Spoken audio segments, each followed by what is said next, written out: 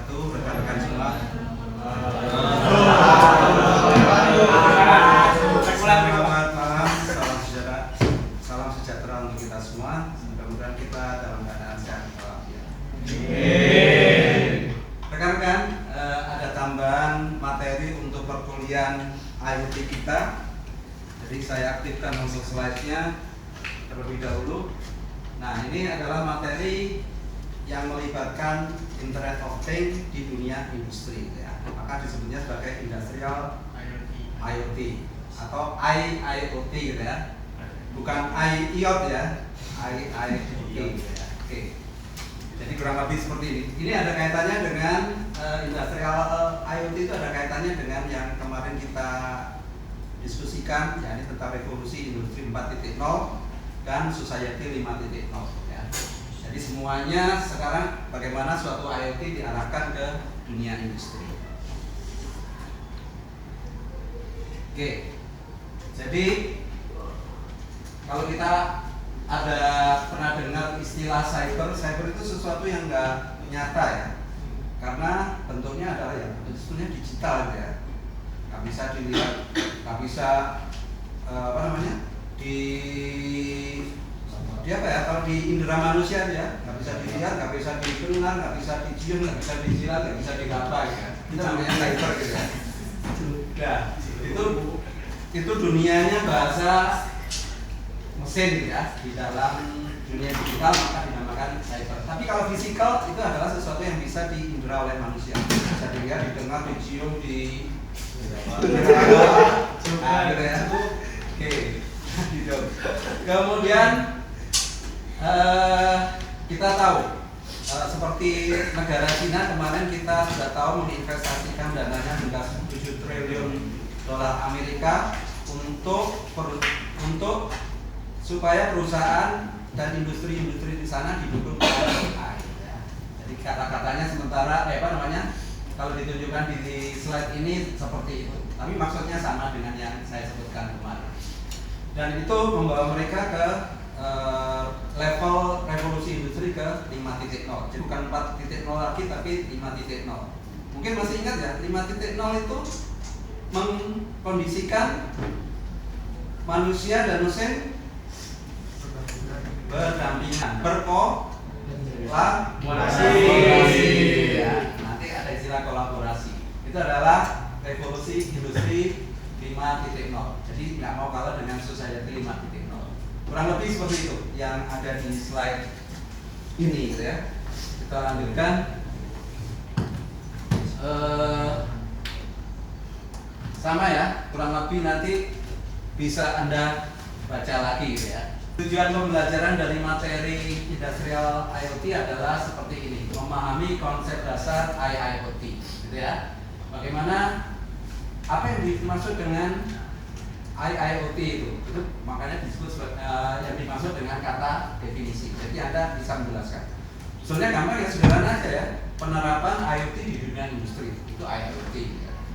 Kalau mau bahasa sederhananya, menjelaskan definisi komponen utama dan pemberdayaannya dengan IoT konsumen, mengidentifikasi manfaat dan tantangan IoT dalam dunia industri. Kira-kira itu ya tujuannya. Terus termasuk menganalisa arsitekturnya, bagaimana dalam industri itu suatu IoT dibuat, gitu ya. Arsitektur seperti apa? Apakah manusia duluan atau mesin duluan, atau fasilitas penunjang produksi duluan dan seterusnya. Itu namanya arsitektur, gitu ya. Kemudian memahami lapisan arsitektur IoT dan seterusnya, mengenal protokol komunikasi MQTT. Nah, ini MQTT, OPC dan UA, ya. Mungkin nanti kalau kita masuk ke capstone project, kita akan belajar juga tentang MQTT. Ini protokol yang lebih efisien, lebih murah, lebih ringan dibandingkan kalau kita menggunakan web dashboard misalnya, ya. Atau web server. MQTT ini lebih murah, lebih ringan juga, ya. Nah, ini sekarang juga menjadi bagian yang lebih sering dipilih dipakai. Jadi ini protokol MQTT.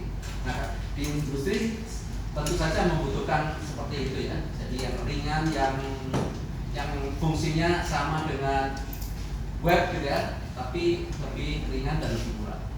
Menerapkan IoT untuk solusi industri, nanti ada bagian tersendiri menilai dampak dan keamanan IoT. Jadi nanti itu tujuan dari pembelajaran industrial IoT. Nah, konsep dasarnya adalah IoT menghubungkan mesin, sensor. Jadi kalau kita kemarin itu punya mesinnya adalah mesin proses. Di dalamnya juga ada mesin bisa mengontrol, bisa memonitor, yang kita tahu kita menggunakan MCU ESP 8266 gitu. Itu yang dimaksud dengan mesin ya. Terus kita juga menggunakan sensor IoT tentunya ya. Walaupun sensornya harganya harga mahasiswa karena ada yang di bawah 10.000 gitu ya. Tapi kalau dunia industri mungkin nggak akan pakai seperti itu gitu ya. Kalau kita pakai hanya sebagai simulasi, hanya sebagai prototipe, bentuk awal dari suatu produk. Tapi kalau di industri tentunya sensornya yang menyesuaikan ya dengan kebutuhan, entah itu tahan panas, tahan getaran, tahan apalagi ya, tahan gesekan dan seterusnya, yang lebih tahan. Penghubungan mesin, sensor dan sistem kontrol di pabrik untuk menciptakan smart factory. Jadi dibuatlah kondisi bahwa pabrik itu menjadi lebih pintar ya. Karena yang mengerjakan adalah sistem yang menggunakan teknologi IoT. Ya. Di sana sudah jelas kita tahu ada komputer, ada telekomunikasi dan seterusnya. Sehingga proses produksi bisa menjadi lebih efisien dan efektif. Kalau itu tercapai maka industri tersebut jadi jenis yang smart factory. Di industri 4.0 fokusnya pada otomasi penuh, sementara industri 5.0 menambahkan unsur human robot collaboration. Ya. Jadi kalau kita kemarin ada istilah industrial 5.0 adalah co itu kolaborasi manusia dengan mesin. Ya. Mesinnya bisa berupa robot atau yang lain. Ya. Tapi intinya itu.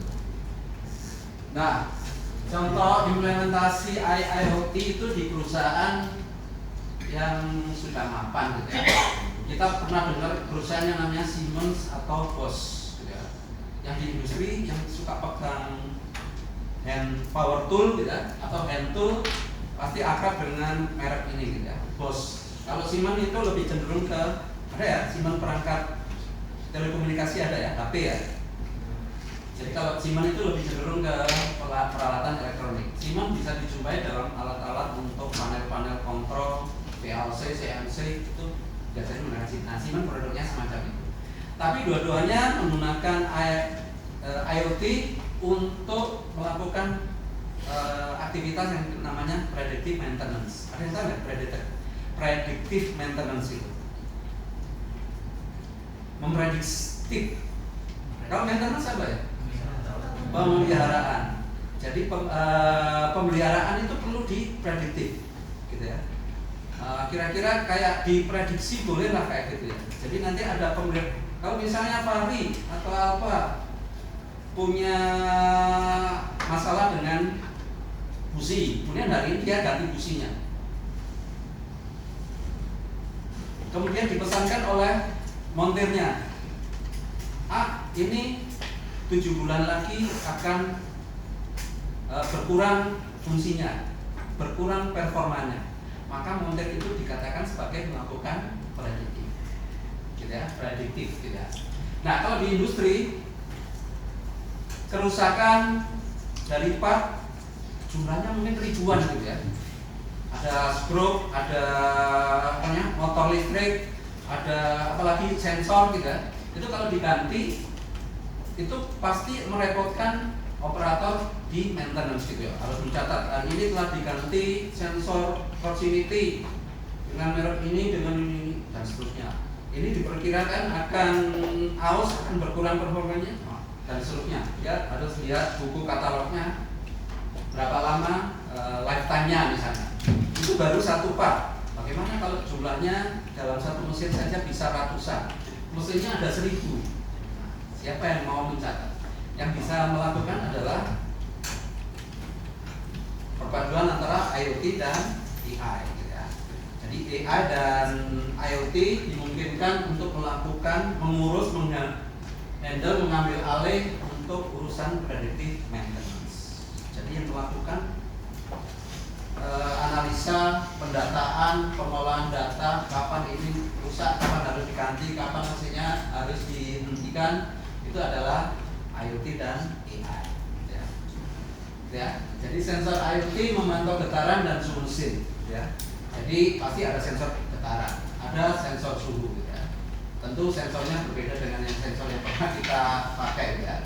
Data dianalisis oleh AI untuk memprediksi kegagalan. Kegagalan itu diprediksi. Perlu nggak suatu kegagalan itu diprediksi? Sangat perlu ya, untuk mengantisipasi, untuk kita lebih siap kapan suatu mesin perlu diistirahatkan dulu. Karena kita harus mengganti part-part dari suatu mesin misalnya ya. Itu namanya memprediksi kegagalan. Mengurangi downtime. Nah, ini penyakitnya yang ditakuti oleh bos-bos di industri. Gitu. Kalau sudah downtime itu semuanya pada panik gitu ya.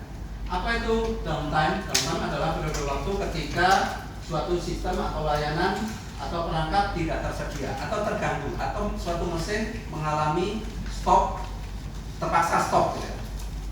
Terpaksa stop. Nah, itu mesin itu harus diperbaiki supaya bisa beroperasi lagi dan bisa produktif lagi. Nah, kalau downtime-nya cuma 5 menit, ya nggak masalah sih. Tapi nggak pernah ya downtime yang 5 menit bisa seharian, bisa berjam-jam, bisa seharian, mungkin bisa 1 minggu, bahkan mungkin lebih. Ya. Nah, kalau dengan predictive maintenance dimungkinkan downtime-nya bisa berkurang hingga 30%. Ya, jadi harusnya 10 hari, tapi dengan predictive maintenance bisa 7 hari cukup. Kira-kira seperti itu ya. Contoh perusahaannya yaitu Siemens dan Bosch gitu ya. Kalau tadi sudah saya sebut ya, Bosch itu perusahaan apa sudah tahu. Nah, ini nanti Anda baca lagi aja ya. Jadi pokoknya dengan AI dan IoT mampu melakukan ini semua. Selain mengurangi downtime, mengoptimalkan biaya. Tapi sebetulnya downtime itu juga menghemat biaya ya, karena kalau downtime-nya lama berarti mesinnya nggak produktif dan tidak produktif dalam waktu yang lama, berarti itu adalah kerugian. Kerugian berarti duitnya berarti tidak banyak lagi gitu ya, atau mungkin nggak dapat duit gitu ya. Nah, kira-kira seperti itu. Mengoptimalkan biaya itu bisa dengan predictive maintenance, juga bisa melakukan pengoptimalan biaya ya. Meningkatkan efisiensi ya. Sudah, kalau efisiensi itu kita sudah tahu ya, tujuan tercapai dengan biaya serendah-rendahnya. Jadi kalau ada predictive maintenance, mungkin perbaikan mesin tetap bisa terjadi, tetapi dengan waktu dan biaya yang serendah-rendahnya. Nah, itu bisa menambah keuntungan suatu perusahaan. Nah, ini contoh-contoh dari penerapan IoT dan AI pada perusahaan. Yang pertama pada Bosch gitu ya. Jadi kurang lebih seperti ini, nanti Anda praktek sendiri. Nah, intinya kan apa sih yang hendak dicapai dari predictive maintenance yang didukung oleh IoT dan AI, yaitu pengurangan downtime hingga 30%, efisiensi biaya maintenance 20-40%. Kalau biayanya 1 miliar bisa berkurang 40%. Harusnya bayar 1 miliar, cukup bayar 600 juta. Masih banyak sih, tapi ya 400 juta kan lumayan ya. Saving bisa buat umroh satu gitu ya, satu RT satu unit. Sama ya, dan nanti dengan Siemens intinya sama. Pokoknya predictive maintenance yang didukung oleh AI dan IoT sama, itu dimana namanya juga arahnya ke predictive maintenance ya. Jadi di sini disebutkan predictive analytics dengan AI. Ya. Cuma mereka punya produk sendiri untuk predictive analytics-nya, namanya Mindsphere ya. Jadi punya brand sendiri itu Siemens untuk predictive maintenance-nya, namanya MindSphere. Oke ya, keuntungan Siemens lebih kecil dari Bosch ya, 25%, tapi ini beda ini ya, beda domain juga, beda produksi ya.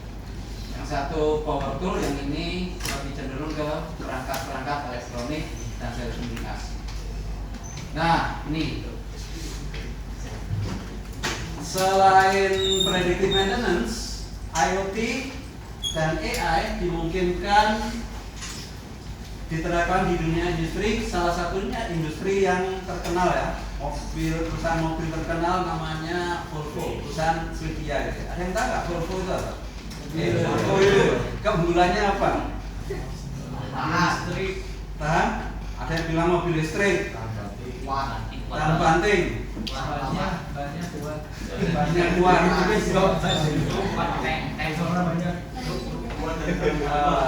Tapi yang saya tahu ya, Volvo itu dari dulu saya masih kecil sampai serendah ini namanya. Itu adalah nomor satu itu safety-nya. Jadi pertama kali Volvo produk waktu saya masih kecil itu bempernya sudah pakai karet, bukan karet sembarangan ya, bukan karet dipotong dari ban bekas ditempelin ke bemper, tapi benar-benar gitu. Untuk apa? Untuk mereduksi benturan. Itu produk utama. Tapi sampai sekarang pun begitu. Nah sekarang mereka karena terkontaminasi dengan IoT dan AI, mereka punya sendiri untuk mengembangkan keuntungan perusahaannya. Tetap ya, tetap ke safety ya. Namanya adalah digital twins. Apa itu digital twins? Jadi mereka itu tetap memproduksi mobil nyata, tapi juga membuat cloningannya,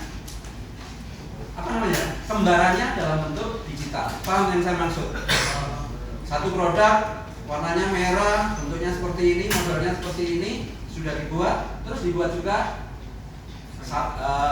cloningannya, kembarannya, tapi dalam bentuk digital. Nanti bisa disimulasi, gitu ya. Nanti bisa disimulasi untuk memperoleh tingkat keamanan yang paling tinggi yang tidak dipertahankan oleh perusahaan. Nah, kira-kira seperti itu, ya. Jadi kalau simulasi itu nggak bener-beneran ya, tapi seperti apa ya? Jadi kalau mensimulasi benturan apa dibentuk beneran, nggak perlu. Dengan digital twins itu nggak perlu seperti itu, ya. Jadi dengan ini speknya Volvo seperti ini aslinya, fisiknya, buatkan spek versi digitalnya. Nanti kalau disimulasi benturan seperti apa, gitu ya, itu sudah ketahuan dari versi digitalnya. Ya. Nah itu lebih irit nggak? Dibandingkan harus mengorbankan 1-5 mobil beneran. Kalau sekarang pakai digital aja ya. Rusak, ya tinggal di reset lagi. Rusaknya di bagian apa? Ya. Dibenturkan lagi, dijatuhkan, diapain, bisa. Nah, kalau dengan digital bisa jauh lebih murah ya. Karena yang mengalami bukan mobil yang sebenarnya ya. Nah, kira-kira seperti itu. Mudah-mudahan di Indonesia ada yang kepikiran seperti itu ya. Saya Pak. Jadi luar biasa. Nah ini saya percepat saja. Jerman dari Eropa sudah, dari Eropa Utara sudah, yakni Swedia tadi, sekarang ke Jepang. Ini orang timur ya. Nggak mau kalah. Kalau society-nya 5.0, industrinya levelnya adalah 5.0. 5.0 itu adalah kolaborasi human and machine gitu ya. Nah, mereka namakan karena mesinnya berupa robot, maka mereka katakan cobot. Saya melakukan cobot. Co berarti collaboration gitu ya. Bot ya, robot gitu ya. Di pabrik Toyota bekerja berdampingan dengan pekerja manusia. Jadi nanti siapa? Suhel dengan apa bekerja di Toyota misalnya. Mungkin pekerjaannya cuma 2 orang ini gitu ya. Yang lainnya adalah robot. Tapi 2 orang ini nggak masalah, gitu ya. Nggak masalah berdampingan dengan robot, bekerja dengan robot.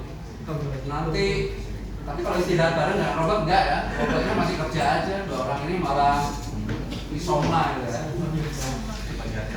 Oke ya. Jadi kalau Suhail dengan Alfa bekerja di Toyota, kemungkinan besarnya kalau pas isoma mereka nggak produktif, nanti kalau ada kangen pulang ke Indonesia mereka minta cuti gitu ya. Kalau gajinya di Jepang kurang, mereka demo minta kenaikan gaji. Tapi kalau robot ini nggak akan melakukan itu gitu ya.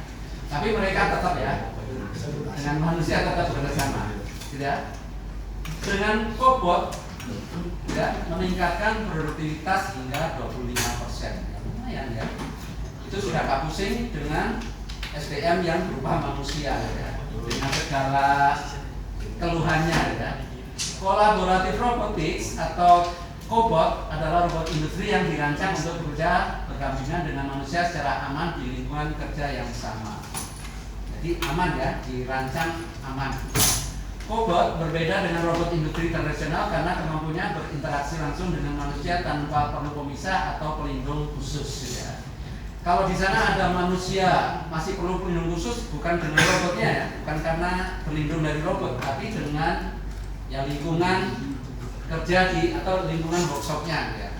Ya, ancamannya dari lingkungannya, bukan dari robotnya. Jadi intinya itu ya, tanpa pelindung khusus. Oke, itu Jepang, nggak mau kalah Jepang rupanya ya.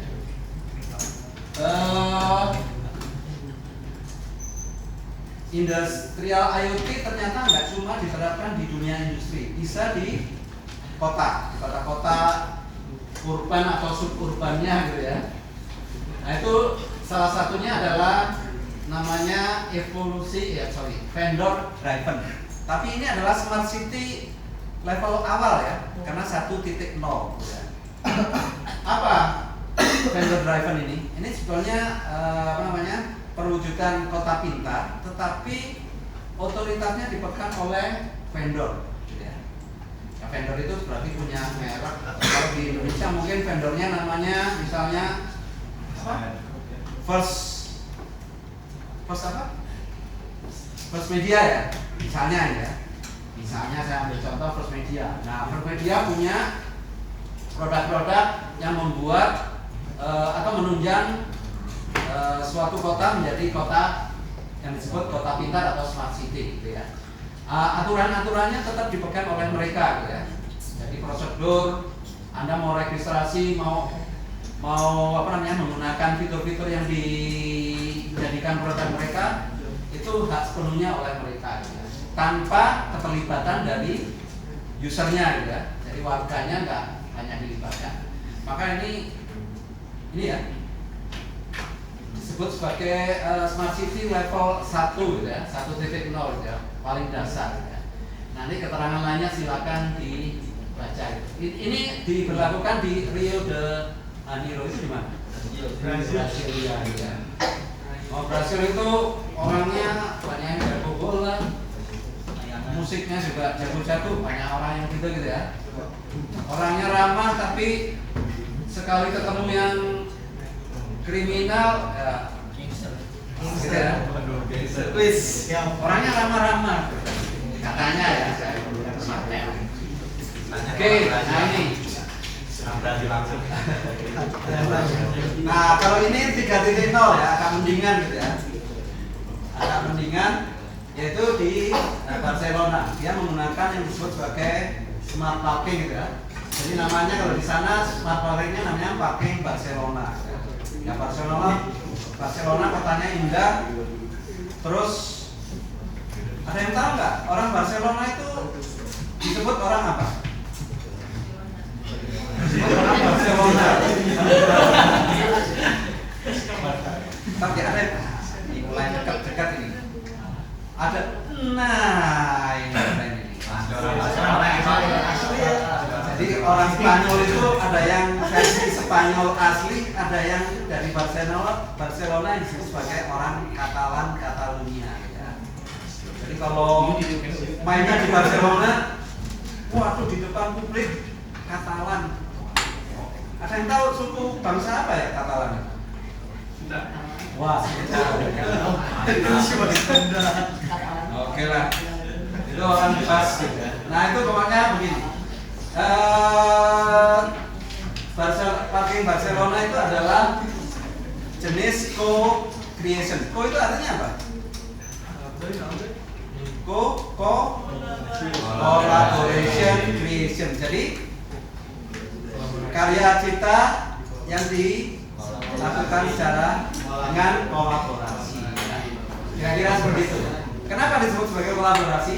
Vendornya dengan pemerintah daerah, dengan user, dengan warga itu bersama menciptakan karya, berkolaborasi. Dalam, misalnya salah satunya adalah dalam aplikasi parkir di kota itu. Itu ya. Ya ini baru level 3.0 gitu ya. Nanti Anda buka sendiri. Tapi ini contoh dari produk IoT gitu ya. Namanya Parkimeter gitu ya. Nanti ojek-ojek juga. Jepang lagi-lagi nggak mau kalah gitu ya. Jepang masih ingat ya, masalahnya adalah usia produktif berkurang, manula bertambah, manula bertambah, terus yang muda nggak mau nikah, yang sudah menikah maunya child free. Itu ya. Pak, biologinya gimana Pak? Ya, Jepang sudah terkenal dengan industri itu, dan industri ini soal itu sudah mereka jawab sendiri. Ya. Sudah ada jawabannya maksudnya. Nah, pokoknya Jepang menggunakan IoT dan AI untuk optimasi energi real time dan layanan kesehatan terprediksi ya. Nah, kalau kita kemarin sempat nonton video official pemerintah Jepang, ada seorang gadis muda, mungkin belum banyak belajar tentang teknologi, tapi dia menerima paket dari drone di mana proses validasi penerima itu bisa dilakukan dalam waktu yang cepat ya.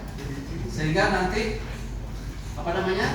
proses semacam itu, pengantaran barang bisa dilakukan secara efisien dan efektif gitu ya. Apalagi tujuannya itu karena AI dan IoT ya. Kemarin di videonya ada tulisannya, berkat AI lah gitu ya. Saya bacanya Allah gitu ya.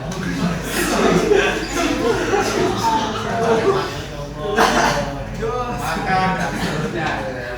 Nah ini contohnya gambarnya lagi gitu ya.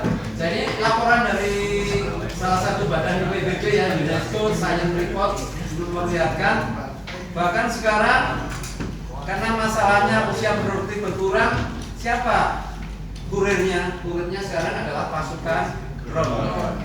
Kira-kira seperti itu. Nanti drone-nya nggak khawatir hilang juga ya, karena orang Jepang sudah beda edukasinya sejak dini gitu ya. Nah, yang dekat Singapura ya. Singapura itu orangnya kaya-kaya sih, kalau mau beli mobil juga mampu gitu. Tapi buat apa ya? Mereka mau beli mobil, banyak-banyak mobil mewah. Orang yang rutenya juga pendek-pendek gitu ya. Mau pamer ke siapa, sama-sama kaya. Gap satu dengan yang lain enggak beda jauh gitu ya. Tapi mereka akhirnya tetap punya masalah karena lalu lintas itu dengan pertambahan jumlah penduduk pasti meningkat lalu lintasnya juga. Nah itu menimbulkan masalah tersendiri, terutama adalah pada gas buangan atau emisi karbon dioksida. Ya. Gimana caranya mengatasi? Yaitu dengan para pengguna jalan sekarang dikenai tarif juga. Misalnya Suhail nggak pernah urusan dengan jalan di Simpang sampai Wanayasa, tapi sekali-sekalinya mau pakai jalan itu, nah, bisa aja disuruh bayar ya, untuk mengurangi emisi dan mengurangi kemacetan. Nah kira-kira itu, ini sama ya, ini juga IoT juga gitu ya. Jadi nanti Suhail mau ke Simpang di pasar Jumat sudah ada pelangnya. Mau kemana? Mau ke Simpang? Nah, gesek dulu gitu ya. Baru portalnya terbuka gitu. Kira-kira mungkin gitu maksudnya ya. Oke, tapi intinya ini adalah penerapan AI dan IoT ya. Namanya itu ya, ERP, Electronic Road Pricing. Jadi lewat suatu jalan itu Anda bayar lagi gitu ya di luar parkir. Ini saya pikir saya pakai untuk materi yang terakhir ya. Ini namanya Smart Grid, sama ini ya. Ini IoT dan AI juga. Jadi ini adalah menerapkan jaringan listrik pintar dengan sensor IoT, mengurangi biaya energi sampai 30% melalui demand response management. Jadi demand response itu adalah tanggapan terhadap permintaan. Ya. Caranya bagaimana? Kalau di Indonesia yang kita kenal, pembangkit listrik itu berupa apa? Pembangkit listrik tenaga air. Misalnya PLN mengambilnya dari Jatiluhur, berarti tenaga air. Tenaga uap. Misalnya perusahaan di mana? Satu aja, South Pacific punya pembangkit sendiri. Kalau mobil listriknya dijual ke PLN, mereka pakai mesin uap. Putar listrik tenaga uap. Ada lagi? Surya. Betul. Ada lagi? Batu bara yang kuat tadi.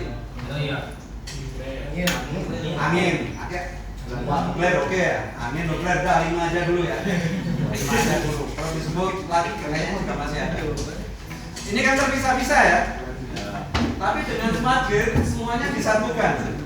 Siapa yang nada? Yang nada adalah PLN. Ini dari Jatiluhur, PLTA. Ini dari mesin uap. Ini dari perusahaan listrik tenaga angin. Dari panel surya disatukan. Udah ya? Ini mau disalurkan kemana? Disalurkan kemana yang membutuhkan. Tapi dengan IoT ya, nggak perlu lagi orang. Ini ada hajatan di mana nih? Ada request minta tambahan daya, nggak perlu lagi. Tapi yang dilakukan adalah sistem ya, IoT dan AI. Dan sekian daya, sekian ribu watt, volt ampere salurkan ke yang membutuhkan. Nanti pembayaran juga sudah terintegrasi dan seterusnya. Nah kira-kira seperti itu. Kalau di Indonesia kayaknya bisa dimulai sih. Nanti kita bisa mulai tuh untuk capstone project namanya microgrid gitu ya. Jadi smart grid tapi versi mini gitu ya, microgrid. Di bawah mini malah gitu ya. Ini micro, namanya microgrid. Ya simulasi aja gitu ya. Nah itu kira-kira gambarannya rekan-rekan. Apa yang bisa diperoleh dengan smart grid? Nah, ini adalah kita baca aja ya. Smart grid adalah sistem jaringan listrik yang ditingkatkan dengan teknologi informasi dan komunikasi untuk meningkatkan efisiensi. Ya, tujuannya meningkatkan efisiensi ya. Jadi tujuannya tercapai, dianya rendah. Keandalan, ya dia bisa diandalkan gitu ya, tanpa khawatir kita mengalami stop listrik ya, stop pasokan listrik. Jangan sampai gitu. Kalau itu terjadi berarti nggak andal. Gitu. Dan keberlanjutan pasokan listrik. Kalaupun misalnya ya, kalaupun tiba-tiba dari PLN listriknya padam, PLN bisa mengambil dari sumber pembangkit lain. Ya.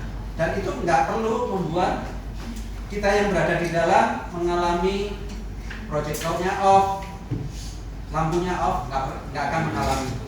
Tapi dengan smart grid kita nggak sadar bahwa yang PLTA off, listrik tetap nyala dari sumber lain. Kita udah nggak mikirin itu lagi.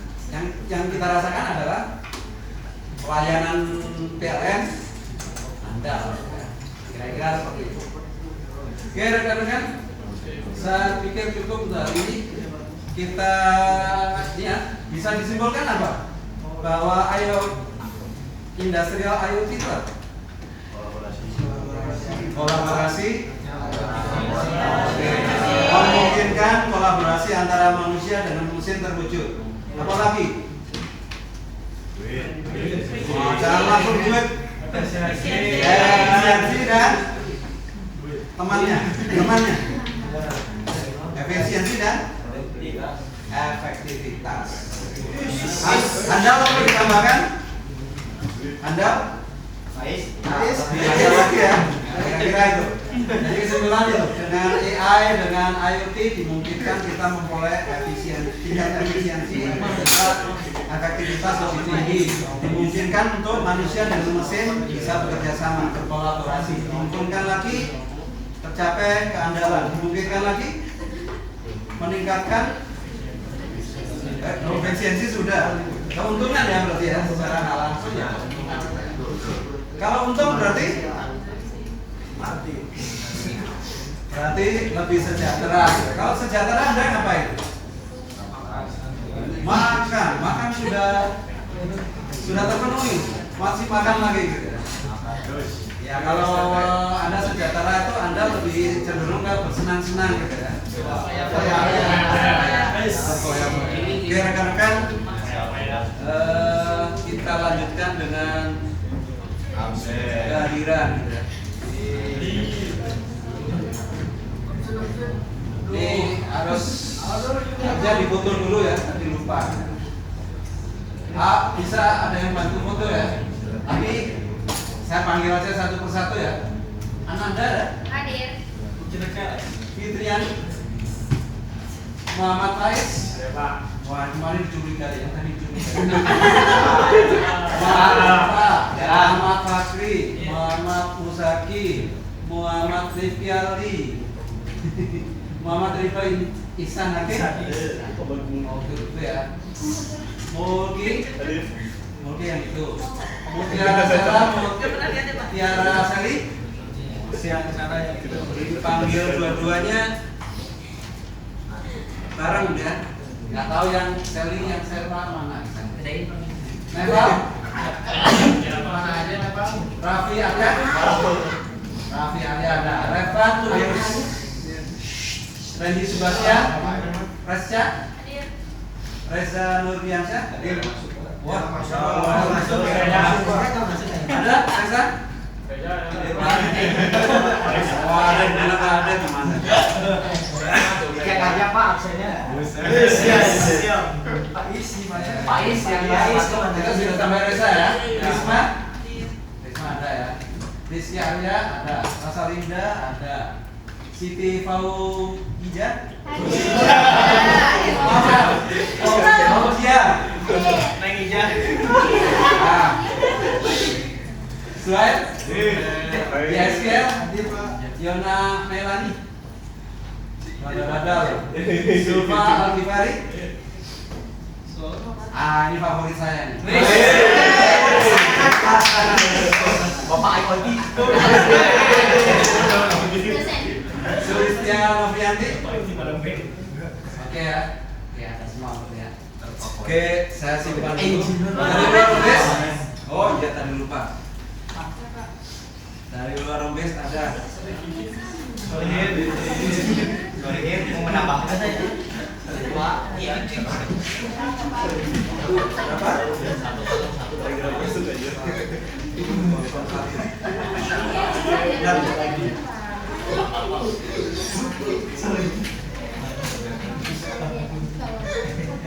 Muhammad.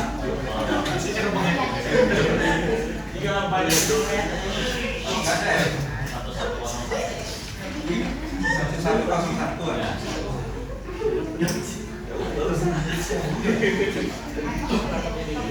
Lu nggak ikut video juga nggak apa-apa.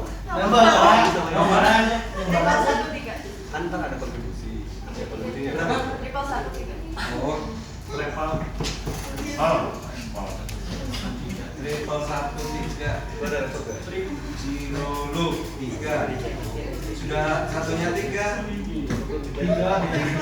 Belakangnya 3. Ada lagi? 044. Sulit ini dibaca polanya. 044. Eka. Eka ya?